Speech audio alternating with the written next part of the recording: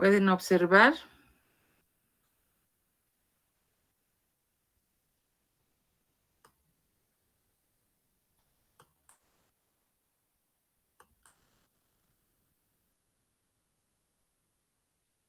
¿Pueden observar, jóvenes? Buenas tardes, doctora. Sí, se puede observar. Muy bien. Bien, hoy nos toca ver tal vez la segunda parte del tema de la anterior clase, donde habíamos visto exclusivamente el tema relacionado con la espectroscopía de emisión atómica. Hoy vamos a ver lo que referido a lo que es la espectroscopía de absorción atómica. Generalmente estos dos temas, tanto la emisión como la absorción, van unidos, van juntos, siendo la primera parte referida al proceso de la emisión y la absorción vendría ubicada en una segunda parte. ¿Por qué se van unidos? ¿Por qué los vemos de una manera conjunta? Porque como van a ver ahora, van a constatar que efectivamente existen muchos elementos desde todo punto de vista que van a ser comunes en ambos métodos, obviamente teniendo algunas características específicas. La anterior clase nosotros habíamos visto del tema relacionado con lo que era la espectroscopía de emisión. Ahora, la espectroscopía de emisión se caracterizaba porque era un método que nos permitía contar con, diríamos, elementos presentes en la tabla periódica en determinaciones como ser el caso del sodio, la determinación del potasio, la determinación del litio, la determinación del calcio, de tal manera que para este tipo de elementos nosotros procedíamos a aplicar, por darles un ejemplo, ¿no? Aplicar métodos como ser la emisión atómica. Si nosotros comparamos la emisión atómica o nos referimos brevemente a esta, vamos a ver que el elemento central o el elemento común en ambas técnicas y en el caso de la espectroscopía de emisión, nosotros podemos nombrar a la presencia de la llama. La llama que viene a desempeñar o a jugar un papel muy importante ya que constituye la fuente excitadora. Sabemos que el principio de la emisión va a referirse o va a contar con un proceso de excitación de los átomos presentes en el analito.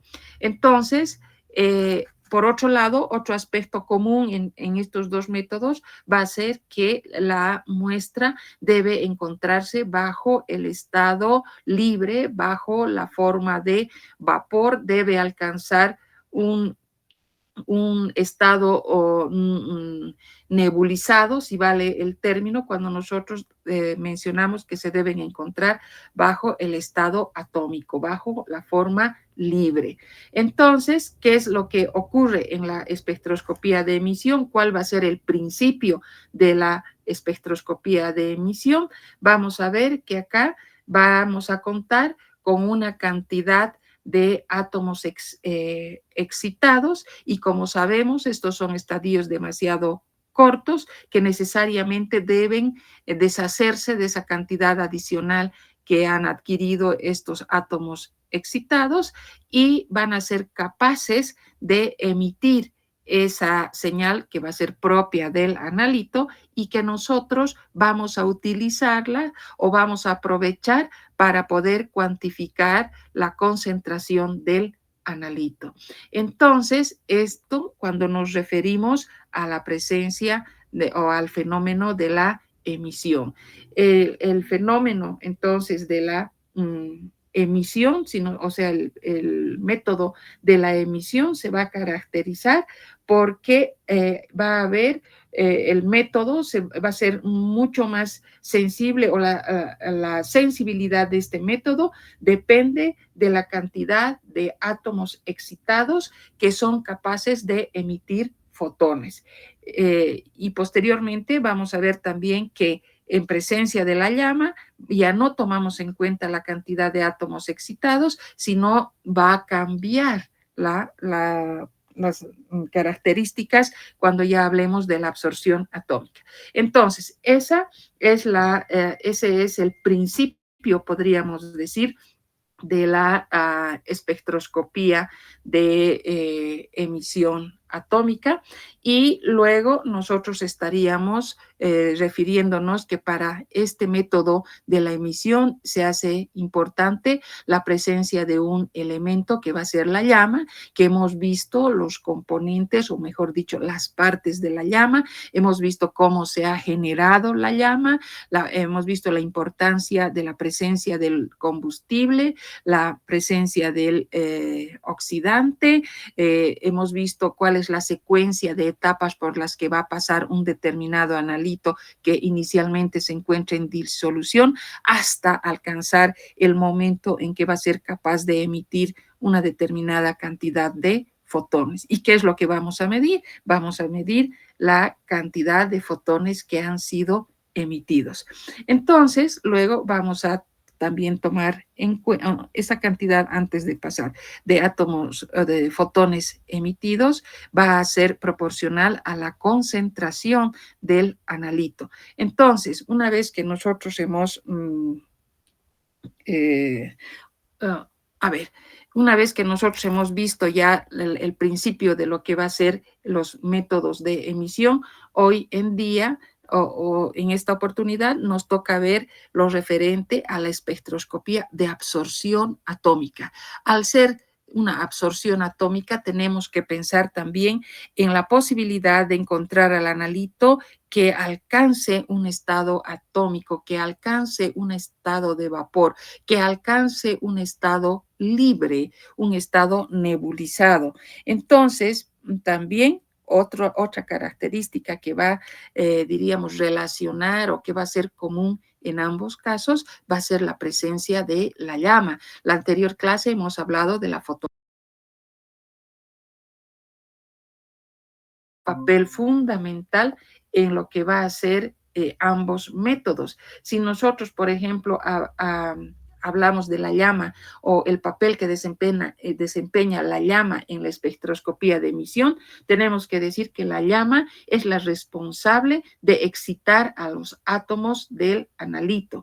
Entonces, en el caso de la espectroscopía de absorción, por ejemplo, ya no nos interesa la excitación que haya podido tener el analito. En la espectroscopía de absorción atómica, la llama tiene o juega el papel importante dentro de lo que va a ser la atomización que es presente en cada uno de los elementos de la muestra. Entonces, vemos aquí que no nos interesa, va a haber una cierta cantidad de átomos que podrán ser excitados, pero a nosotros lo que nos interesa, o el papel que juega, que desempeña la llama en la espectroscopía de absorción atómica, va a ser como un agente, como un medio de atomización, y no así como una fuente de excitación. Entonces, si nosotros comparamos la función de la llama entre la espectroscopía de emisión y la espectroscopía de absorción atómica, vamos a decir entonces que en ambos casos, obviamente, se va a producir una atomización. En ambos casos, nosotros tenemos que pensar en que la muestra, en que el analito que estaba bajo la forma en una disolución, necesariamente va a tener que llegar hacia su estado libre. Entonces, necesariamente tengo que pensar en la espectroscopía, si me refiero a la espectroscopía de emisión, ¿cuál va a ser el papel de la llama? El papel de la llama va a ser de excitar al analito. ¿Y qué va a hacer en la espectroscopía de absorción? Vamos a ver que la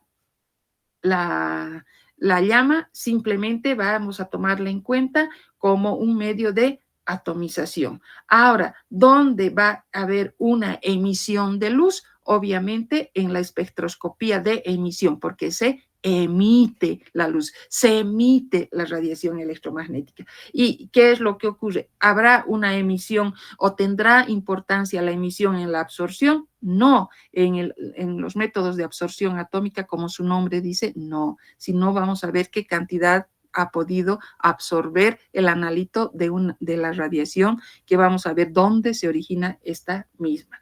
Entonces, por lo tanto, ¿qué va a medir que es en la espectroscopía de absorción atómica? ¿Qué se mide? ¿Qué nos interesa? La cantidad de luz absorbida. Y en la espectroscopía de emisión atómica, ¿qué nos interesa? La cantidad de luz emitida. Entonces, si ustedes se fijan, vamos a tener aspectos bastante comunes, elementos comunes en ambas técnicas, lo que justifica que nosotros podamos desarrollar, que nosotros podamos ver de manera, diríamos, simultáneamente, ¿no? Primero el principio o el método de la espectroscopía de emisión atómica, para luego hablar de la espectroscopía de absorción atómica, como es ahora que nos toca hablar de la misma. Bien, entonces, cuando hablamos de la espectroscopía de absorción atómica, vamos a ver que es un método de detección para elementos químico-metálicos igualmente presentes en la tabla periódica de elementos. Nosotros no podemos dividir tácitamente y decir tales métodos son exclusivos para la espectroscopía de emisión, o tampoco podemos decir únicamente se van a emplear los métodos basados en la espectroscopía de absorción atómica. Ambos métodos van a ser complementarios tomando en cuenta la naturaleza del analito, de los elementos, de los metales, de los no metales presentes en la tabla periódica.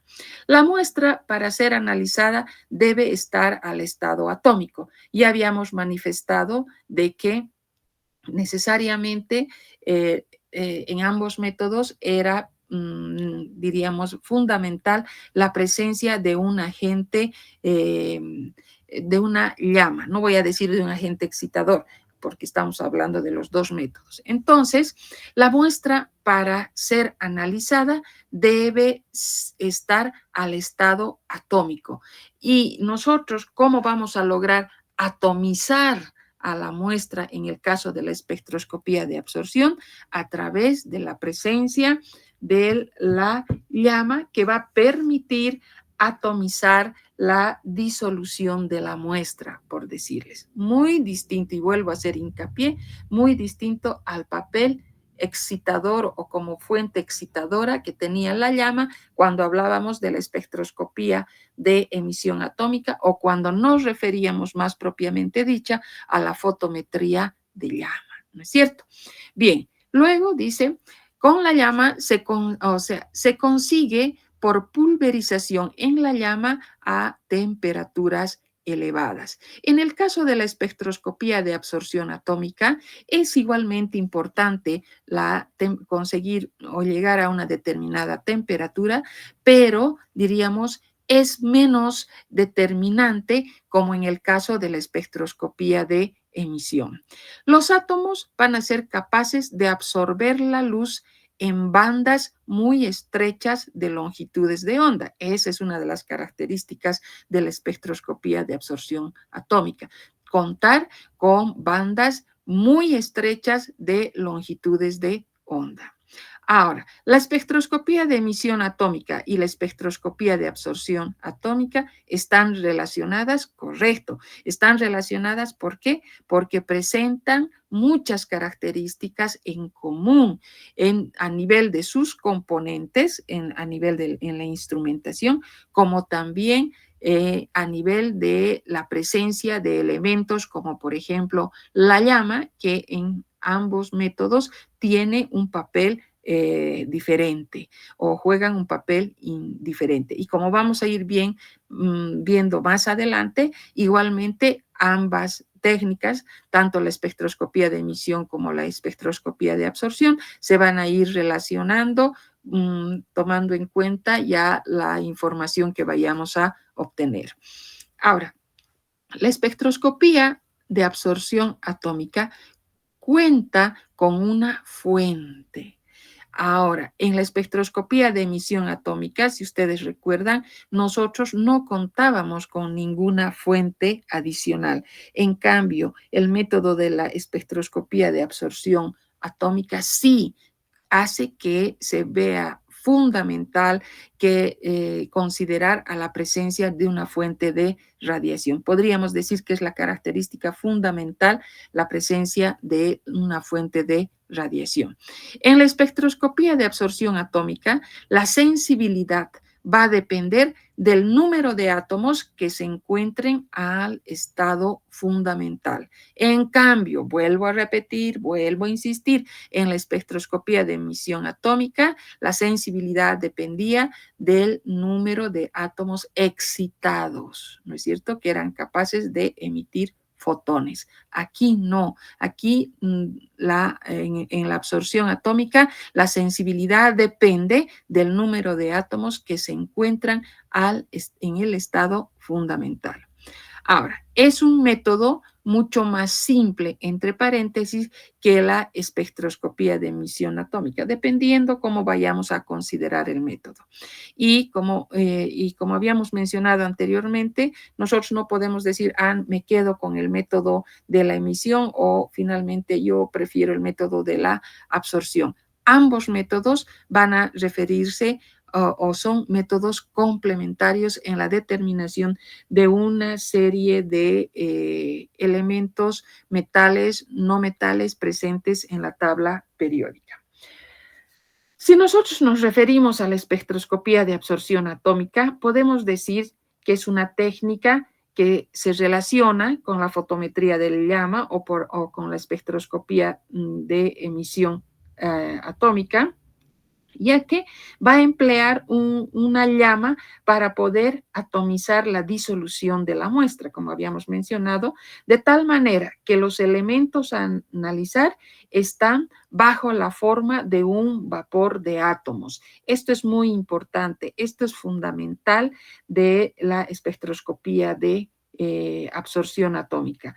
¿Ya por qué? Porque los elementos, el analito motivo de nuestro análisis necesariamente tiene que encontrarse bajo la forma de vapor de átomos. Y esto se consigue gracias a la presencia de la llama. Vuelvo a insistir, la llama es la responsable de llevar y de transformar a la forma de vapor de átomos. Esa es la función de la llama en la espectroscopía de absorción atómica. En esta espectroscopía de absorción atómica, como hemos mencionado, además existe una fuente de radiación independiente que nos va a proporcionar una luz monocromática específica para cada uno de los elementos que vayamos a analizar. Y de esta manera vamos a hacer pasar esta radiación, esta luz monocromática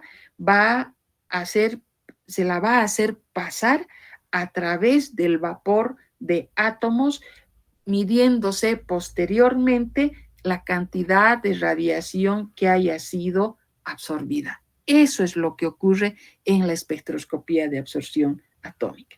Y en cambio, si nosotros recordamos qué pasaba en la fotometría de llama, nosotros decíamos, este método va a tener una sensibilidad que va a ser proporcional al número de átomos que haya sido o que haya podido excitarse, y no así en la absorción atómica. La sensibilidad, como hemos mencionado anteriormente, depende del número de átomos que se encuentran en su estado fundamental. Normalmente, solo un pequeñísimo porcentaje de átomos podrían ser excitados en la llama, por lo que en la espectroscopía de absorción atómica podemos considerarla como un método mucho más sensible que la fotometría de llama que hemos visto anteriormente. Pero en el caso, por ejemplo, qué tipo de elementos nosotros vamos a someter a la espectroscopía de absorción atómica. Nosotros podemos considerar una gran cantidad, entre los que también podríamos tomar en cuenta al plomo, podríamos tomar en cuenta al magnesio, podríamos tomar en cuenta al zinc, al cadmio, etcétera, etcétera, y muchos otros más. Ahora, y lo importante también tener diríamos, tener la posibilidad de que ambos métodos van a ser complementarios en la determinación de cada uno de los analitos que vayamos viendo o que se nos vayan presentando y que están dentro de lo que es la tabla periódica de elementos. Ahora vayámonos a la instrumentación. ¿Cuáles son los componentes de los instrumentos para espectroscopía de emisión atómica? Como podemos ver en el inciso A en la parte superior, y los componentes de los instrumentos presentes en lo que va a ser un equipo para espectroscopía de absorción atómica. Si nosotros nos fijamos, vamos a tener que los elementos van a ser muy similares y solamente estaríamos contando con un elemento, diríamos, específico y único para lo que va a ser un equipo de espectroscopía de absorción atómica, y va a ser la lámpara. Hemos hablado de la fuente, ¿no es cierto? Entonces, acá vamos a encontrar independientemente una fuente capaz de emitir una señal monocromática que va a atravesar, como ustedes pueden ver, aquí vamos a ver, fíjense, vamos. Aquí tenemos básicamente los elementos, los componentes de un equipo para espectroscopía de emisión atómica. Vamos a tener, por ejemplo, aquí a la llama como la fuente excitadora. No se olviden que hemos visto que los quemadores podían ser de dos tipos.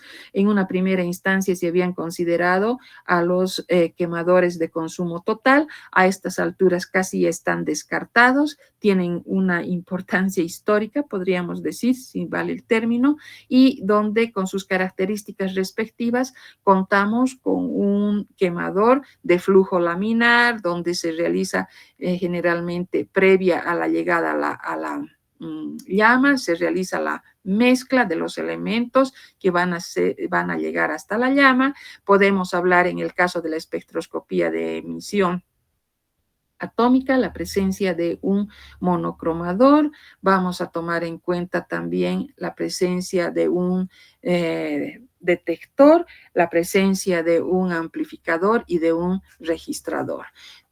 Tal cual, si hablamos de la fotometría de llama, tenemos que inmediatamente sustituir al monocromador por un sistema de filtros que también hemos visto la anterior clase.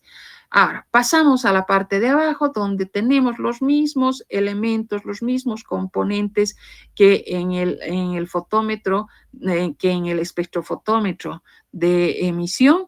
Acá tenemos los componentes, pero para la espectroscopía de absorción atómica, donde se hace fundamental la presencia de una fuente de radiación. Y generalmente hay diversidad de fuentes, pero la más conocida, la más aplicada, si vale el término, en una primera instancia y a la que nos vamos a referir, va a ser a la lámpara de cátodo hueco, que va a ser capaz de emitir un haz monocromático. Entonces vamos a ir viendo ya el papel que desempeña, porque aquí, ¿qué nos interesaba? La cantidad de átomos que habían podido ser excitados y la capacidad de emitir los fotones. Aquí no, aquí contamos con una fuente de radiación y vamos a ver que este haz de radiación monocromática va a atravesar la llama, y sabemos que aquí la muestra, el analito, va a estar totalmente atomizado, totalmente al estado libre, como se dice, y van a ser aquellos átomos que se encuentran en su estado fundamental los que a nosotros nos van a interesar, porque son los que van a ser capaces de absorber la radiación proveniente de la lámpara de cátodo hueco o de la lámpara de líneas que va a ser capaz de emitir un haz monocromático. ¿Sí? Bien, entonces vayámonos a hablar de esta fuente de líneas. Esta fuente de líneas tiene que tener algunas características y dentro de esas características vamos a tener van a ser fuentes de emisión de línea única, van a ser estrechas, van a estar entre los 10, tomamos en cuenta entre 2 y 10 nanómetros, es necesariamente bastante intensa, tiene que tener una anchura de línea bastante estrecha, constituye la parte más crítica de la fuente de radiación, porque va a ser difícil medir con exactitud la absorción de las líneas estrechas que se vayan a presentar. Entonces, cuando nosotros hablamos directamente de las características que debe presentar esta fuente de radiación empleada en la espectroscopía de absorción atómica, tenemos que referirnos a que, en primer lugar, tiene que ser una fuente capaz de emitir radiaciones a longitudes de onda características del elemento que vamos a analizar.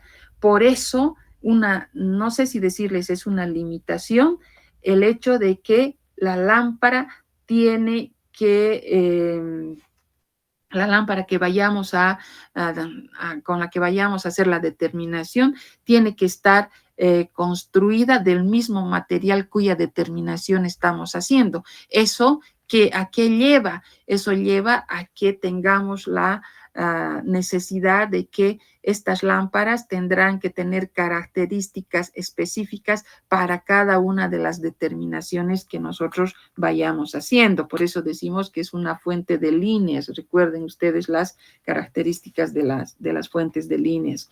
Luego, tenían que ser necesariamente específicas.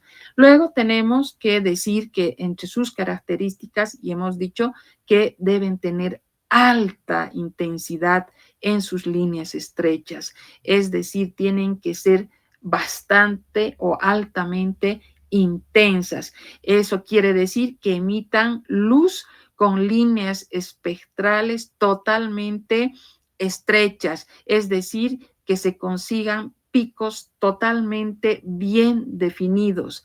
De esa manera tenemos nosotros que afirmar que existen una especificación para cada uno de los átomos que podríamos ser analizados. Por eso la necesidad de que cada una de estas lámparas coincida con la determinación que estamos realizando.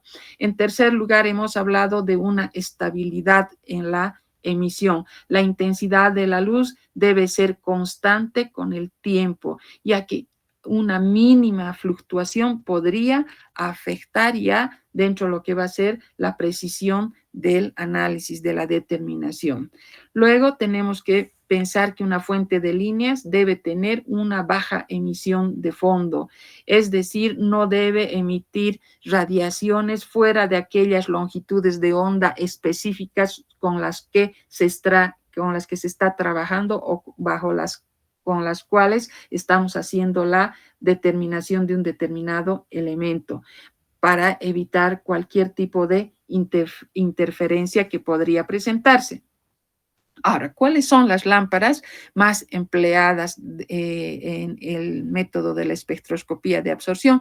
Como hemos dicho en un principio, la lámpara de mayor aplicación va a ser la lámpara de cátodo hueco. Esta lámpara de cátodo hueco contiene, como su nombre dice, un cátodo que está construido, que está hecho del elemento cuya determinación vamos a realizar. Al energizarse, el cátodo va a ser capaz de emitir líneas espectrales únicas o características del elemento cuya determinación estamos realizando. Ahora, dentro de estas fuentes de líneas que se utilizan en la espectroscopía de absorción atómica, no es la única la fuente como es la lámpara de cátodo hueco. pero sí es la más empleada, es la más conocida por las ventajas que presenta. Podemos también nombrar a otro tipo de fuentes, como van a ser las fuentes conocidas como la lámpara de descarga sin electrones. Esta se usa cuando la determinación requiere una mayor intensidad para algunos de los elementos, de los analitos bastante raros, si vale el término, o que son difíciles de excitar. Entonces requieren una mayor sensibilidad que las lámparas de cátodo hueco, pero el hecho de tomar en cuenta o de emplear este tipo de lámpara también sugiere que se trate de un sistema mucho más especial, más delicado y obviamente mucho más caro. Eso cuando nosotros nos referimos a las características que debe presentar la fuente de radiación. Volvemos entonces nuevamente a nuestro esquema donde si bien tenemos todos los elementos, aquí se hace presente y acabamos de describir las condiciones que debe cumplir, que debe reunir esta lámpara de cátodo hueco en la determinación. Y aquí está la lámpara de cátodo hueco, está caracterizada, podríamos decir, por una serie de elementos, como podemos ir viendo. Tenemos un ánodo, vamos a tener también un cátodo, están, diríamos, dentro lo que va a ser una ampolla que presenta una ventana de cuarzo o también puede ser de vidrio. Vamos a encontrar un gas que puede ser el argón, que puede ser el neón y obviamente vamos a encontrar un protector de vidrio y si ustedes pueden ver los elementos fundamentales que vamos a tener que tomar en cuenta van a ser el cátodo y también la presencia del ánodo. Y no se olviden que en este tipo de lámparas lo más importante va a ser la presencia del material cuya determinación estamos realizando en este momento. Bien, ahora vamos a pasar a lo que es el análisis cuantitativo. La concentración del analito en la muestra se obtiene midiendo la intensidad de emisión a través de los siguientes métodos, como ser el método directo o de la curva de calibración, el método de adición del patrón y el método del patrón interno. Estos son los tres métodos que se los aplica el momento en que nosotros pasamos a la parte cuantitativa ya en los cálculos cuando nos referimos a los métodos de espectroscopía de emisión y de absorción atómica. Estos métodos, para comprenderlos, estos métodos de mejor manera, es necesario que nosotros previamente vayamos en orden, es decir, todavía no hemos entrado de una manera, ¿cómo les podría decir? No hemos llegado a desarrollar la parte de los métodos de cuantificación aplicando la ley de Lambert y Beer. Y vamos a ver que de igual manera, a continuación, vamos a tocar estos métodos del método de la curva de calibración, el método de la adición del patrón o del patrón interno, que lo vamos a comprender mucho mejor cuando desarrollemos ya en nuestra parte práctica lo que son los tres métodos de cuantificación aplicando la ley de Lambert y Beer. Entonces, vamos a pasar y vamos a referirnos ahora a lo que van a ser las interferencias. ¿Cuándo surgen las interferencias o a qué se refieren las interferencias? Las interferencias, muchas veces nosotros estamos hablando de la emisión de radiación, estamos hablando de la cantidad de radiación que ha podido absorberse y qué es lo que queda, ¿no es cierto? Entonces, a partir de esto, nosotros inmediatamente asociamos y decimos, la intensidad de la radiación electromagnética necesariamente tendrá que ser proporcional a la concentración de la muestra, porque nosotros estamos buscando llegar a obtener una información, y esa información, y para obtener esa información es que estamos aplicando estos métodos de emisión atómica, estos métodos de absorción atómica. Ahora, vamos a ver que teóricamente nosotros muchas veces, o sea, nosotros pensamos llegar a esto. Es decir, que la intensidad de la radiación muchas veces puede no ser proporcional a la concentración de la muestra. Entonces, esto puede ser debido a la presencia de ciertas sustancias que interfieren estos dos métodos analíticos. Y por eso es que se considera esta parte relacionada con la que son las interferencias. Y cuando hablamos de las interferencias, vamos a referirnos a interferencias químicas, vamos a referirnos a interferencias físicas, también nos vamos a referir a interferencias espectrales, que de una u otra manera van a dar origen a que no pueda presentarse esa proporcionalidad entre la intensidad de la radiación con la que estemos contando y la concentración del analito presente en la muestra. A partir de esto, nosotros vamos a hablar, en primer lugar, nos vamos a referir a lo que son las interferencias químicas.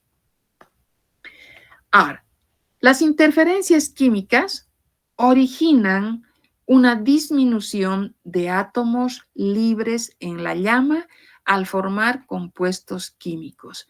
El de mayor frecuencia es el producido por aniones que forman compuestos cuya característica va a ser su baja volatilidad con el analito. Entonces, una de nuestras condiciones, hemos dicho, cuando aplicamos estos métodos, sabemos que tenemos que pensar en la cantidad, o sea, en que el analito se encuentre bajo la forma de átomos libres, ¿no es cierto? Entonces, ¿qué es lo que ocurre? Hay la posibilidad de que se vayan a formar compuestos, y generalmente es aquel causado por los aniones, que van a originar compuestos que tengan baja volatilidad, o van a formar compuestos cuando se unen al analito, y van a tener estos una baja volatilidad. Entonces, las interferencias químicas, cuando nombramos en primer lugar a estas, tenemos que decir que son responsables de disminuir a los átomos libres que van a encontrarse en la llama o que van a estar presentes en la llama, porque van a ir a formar algunos compuestos o ciertos compuestos que la mayor parte de las veces va a estar causado o va a ser el origen la presencia de los aniones, dando lugar a compuestos de muy baja volatilidad cuando se unen al analito. Y un ejemplo, nosotros podríamos mencionar el caso del calcio. Cuando hacemos la determinación del calcio, sabemos que un ejemplo para el caso del calcio va a ser que va a haber una reducción, una disminución en la emisión del calcio que tiene lugar en la presencia de los fosfatos. Es decir, van a dar lugar a la formación, al unirse un fosfato en presencia del calcio, va a formar el fosfato cálcico, que este compuesto, como hemos mencionado anteriormente, va a ser un compuesto térmicamente estable. De tal manera, no va a poder dar lugar a la formación correspondiente de los iones calcio gaseoso, que ese es nuestro objetivo. Al formar entonces ese complejo estable, disminuye la posibilidad de que nosotros podamos contar con los iones calcios gaseosos. Entonces, el hecho de que, o sea, la presencia de este compuesto cálcico, el fosfato cálcico, va a dar lugar a una interferencia y esto va a afectar en la proporcionalidad que exista entre la cantidad de los átomos libres y la formación de como lo que nosotros estamos buscando o estamos normalmente esperamos que haya una proporcionalidad entre la concentración del analito presente en la muestra con la cantidad de átomos que puedan estar al estado libre. Entonces, ¿qué es lo que nosotros tenemos que hacer cuando contamos con estos elementos? Tenemos que proceder a tratarlos, tenemos que utilizar métodos que eviten la formación de estos complejos estables. Y cuando nosotros hablamos de la manera de corregir, la manera de evitar la formación de estos complejos de baja volatilidad, en primer lugar tenemos que referirnos a la presencia de los agentes secuestradores. Y un agente secuestrador puede ser o denominamos al ion lantano. ¿Qué es lo que va a ocurrir o cómo va a trabajar? ¿Cuál va a ser el mecanismo por el que este ion lantano actúe? Vamos a ver que agarramos al calcio como ejemplo nuevamente y añadimos un ion lantano y este ion lantano se va a ir a unir con los fosfatos en lugar de que se una al calcio, de tal manera que lo deja libre al calcio. Y el lantano va a irse a unir al fosfato de tal manera que va a formar un complejo estable. Y el fosfato queda disponible para obtenerlo como o mejor dicho, el fosfato se une con el lantano dejando libre al calcio. Ya no está disponible para unirse al calcio, en otras palabras. Otro mecanismo de controlar o de corregir la presencia de este tipo de interferencias va a ser la adición de un agente quelante, como es el etamindiamino tetracético, que va a formar un quelato cálcico con los iones calcio, de tal manera que evita que el calcio se vaya a unir a los fosfatos, que es lo que normalmente podría ocurrir. Ese es el mecanismo por el que va a actuar el etamindiamino tetraacético. Luego tenemos la separación de los iones interferentes del analito y esto se realiza antes de que se proceda a la aplicación del método de emisión atómica. Se procede, es un mecanismo por el que se va a proceder a separarlos, pero antes de proceder a la determinación. Luego tenemos el empleo de las llamas calientes. Sabemos que normalmente cuando nosotros hablamos de temperaturas elevadas y en estos métodos sabemos que un factor que está presente y es más o menos importante en cada uno de los métodos, la temperatura elevada reioniza al analito, de eso tenemos que estar tenemos que estar conscientes. Entonces, el empleo de las llamas calientes, pero también debemos considerar el efecto de la ionización. Estas llamas calientes, o sea, el emplear las llamas calientes, siempre va a ser mejor que estemos frente a llamas frías, ya que van a ser capaces las llamas calientes de disminuir las interferencias químicas. Al aumentar la temperatura, van a proporcionar una mayor energía de excitación para los átomos metálicos. Pero, ojo, acá, eso es normalmente lo que ocurre.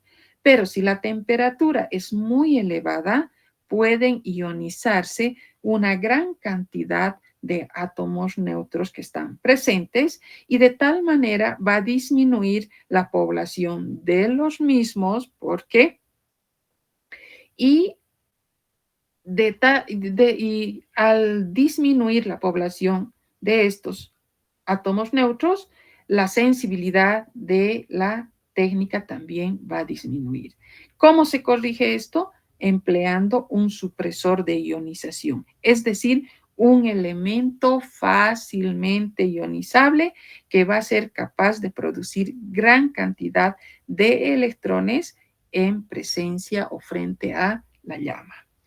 Otra situación que nosotros debemos considerar va a ser la autoabsorción. Cuando se produce la autoabsorción, cuando estamos hablando de concentraciones elevadas del analito que van a originar una desviación en la curva de calibración.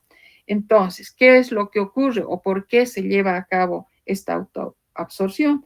Porque vamos a contar con un fotón emitido por un determinado átomo del analito que va a ser absorbido por otro átomo del propio analito y este segundo átomo va a ser capaz de reemitir el fotón, pero no ha producido su propio fotón. Por eso decimos que se lleva a cabo la autoabsorción. Bien, después nosotros, como conclusión entonces, en el caso de la autoabsorción, decimos que de dos átomos del analito que deberían dar lugar a dos fotones, solamente uno así ha sido capaz de originarse. ¿Y esto cómo se va a corregir? Y vamos a ver también esto posteriormente, cuando ya hablemos de los métodos de cuantificación, se corrige procediendo a la dilución. Luego tenemos vamos a tomar en cuenta otro efecto, el efecto matriz.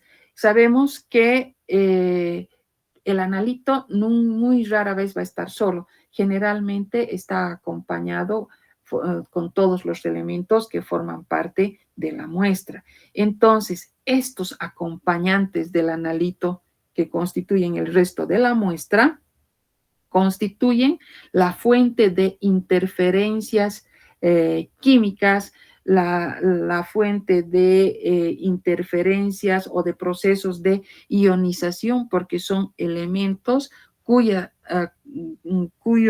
naturaleza o cuya presencia de una u otra manera van a afectar. Y luego tenemos las interferencias espectrales. Estas interferencias espectrales se originan por superposición de una línea o bandas de un elemento considerado una impureza presente en la muestra con una mayor, ¿cómo les podría decir? Con características distintas, con longitudes de onda diferentes del elemento a estudiar. Entonces, el detector no ha sido capaz de diferenciar las señales de los dos elementos y como consecuencia va a originar una señal incorrecta. ¿Cuál es el mecanismo de corregir esto? Contar con un monocromador que sea de alta resolución. Entonces, tenemos acá el efecto de la ionización que hemos dicho, se utilizan los supresores de ionización. Luego tenemos el fenómeno de la autoabsorción cuando contamos con concentraciones demasiado elevadas, donde en lugar de contar con dos fotones que podrían haber sido emitidos, necesariamente debido a esta concentración excesiva, vamos a contar únicamente con un solo fotón. Entonces, finalmente, contamos con el efecto matriz, que se refiere a todo el acompañamiento del analito presente en la muestra, al que denominamos o conocemos con el nombre de matriz, que constituye, diríamos, una fuente de una serie de interferencias químicas, interferencias espectrales, etcétera. Y como les habíamos mencionado, finalmente tenemos a la interferencia espectral. La interferencia espectral se presenta por una superposición de una línea o de una banda de un elemento impureza presente en la muestra que se estudia. Como habíamos mencionado anteriormente, el monocromador no ha sido capaz de poder distinguir o de diferenciar la señal proveniente, la deseada de aquella que no tiene, o sea, no tiene mayor, no diremos importancia, o no es la que nosotros buscamos, no es la que nosotros estamos estudiando, o sea, de la que proviene del elemento motivo de nuestro análisis, sino que ha podido aparecer el origen puede ser diverso, por eso decimos un elemento impureza, y no se lo ha podido diferenciar, no se lo ha podido separar. Por lo tanto, la única solución es tomar en cuenta monocromadores que tengan o que sean de alta resolución. Bien, de esta manera entonces hemos concluido nuestros dos métodos considerados dentro de las espectroscopías de absorción. Tenemos a la espectroscopía de emisión atómica y también tenemos a la espectroscopía de absorción atómica. Sabemos que son dos métodos que son bastante parecidos. Primero, en cuanto a su aplicación, son métodos complementarios, como hemos visto anteriormente, para elementos, para metales, para no metales, presentes dentro de la tabla periódica. Unos a otros, como habíamos mencionado en la anterior clase, si hablábamos, por decirles, de la fotometría de llama, eran métodos, la fotometría de llama constituía métodos de elección para exámenes rutinarios, cuando nos referíamos, por ejemplo, al sodio, nos referíamos al potasio, nos referíamos al litio, nos referíamos al calcio, o en muestras, por ejemplo, de sueros, en muestras de algunos alimentos. Pero también ya cuando hablábamos con fines investigativos, teníamos que referirnos a la espectroscopía de emisión atómica, y ahí ya considerábamos cuál era la diferencia entre la fotometría y la espectrofotometría. Como ustedes saben, estaba a nivel del monocromador. Si hablábamos de una fotometría de llama, había que considerar directamente la presencia de los filtros. Si hablábamos de una espectroscopía de emisión, necesariamente teníamos que tomar en cuenta a la presencia de los monocromadores. No se olviden. Ahora, cuando hablamos de la espectroscopía de absorción atómica y nos referimos al hecho de la posibilidad de contar con los filtros, no se recomienda, no se usa, es más, porque este método de la espectroscopía de absorción atómica constituye o viene a ser, si vale el término, tenemos que referirnos a que se trata de, diríamos, métodos altamente selectivos. Sabemos que el método de la espectroscopía de absorción atómica, si bien se basa en la absorción de radiación por átomos libres, que obviamente se encuentran al estado gaseoso, ¿sí?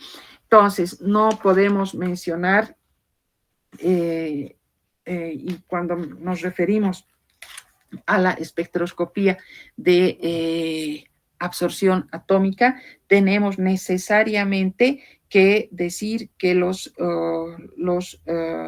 la información que nos brinda va a ser una información que va a ser con bastante sensibilidad, nos va a permitir obtener bastante, diríamos, selectividad en cuanto a los resultados que vayamos a obtener.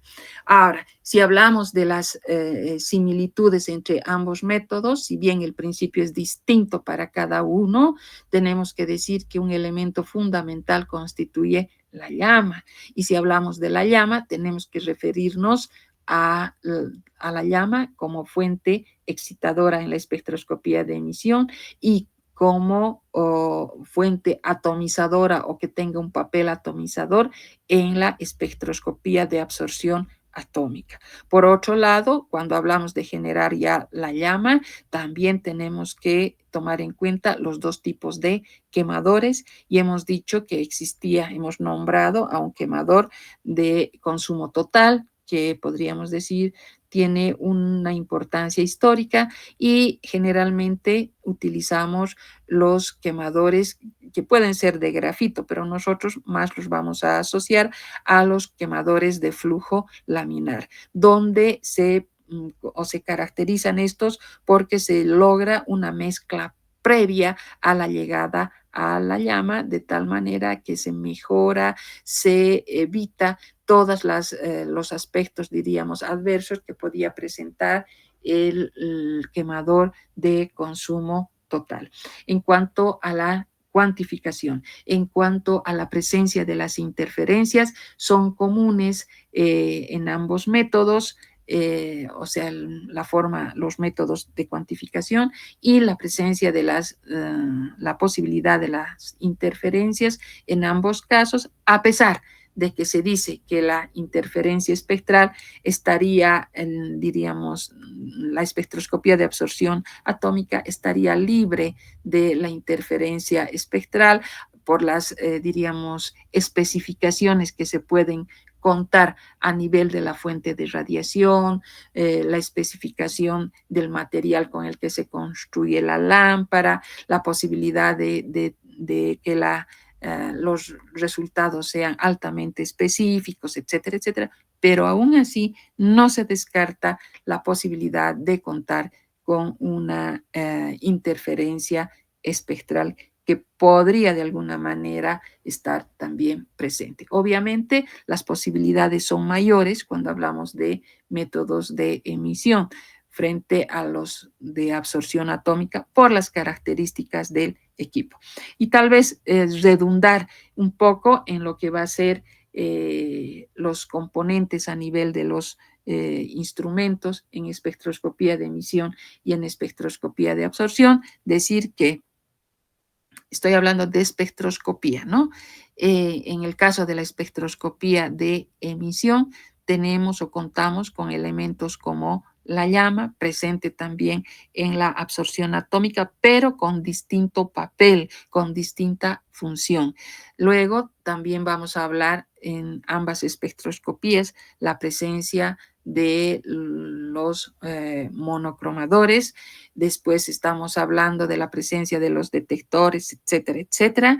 Y lo fundamental y lo que diferencia y lo que caracteriza a la espectroscopía de absorción atómica es la presencia de su fuente de radiación. Esa fuente de radiación que tiene que ser de líneas, esa fuente de radiación que está construida y que la tomamos como ejemplo a la lámpara de cátodo hueco, cuya particularidad es contar con un cátodo, con un ánodo, están dentro de una ampolla que tiene un gas inerte, que tiene un protector de vidrio, etcétera, etcétera, y que está construido con el material cuya determinación estamos haciendo. Eso le da una especificidad bastante grande el momento en el que nos referimos a los resultados. Bien, quedamos en esto entonces y hasta aquí es el examen que lo van a dar el próximo jueves, creo que es a las 2 de la tarde, no recuerdo bien la hora, pero nos vemos en las aulas correspondientes que señalan nuestro rol de exámenes. Que tengan una buena tarde, jóvenes.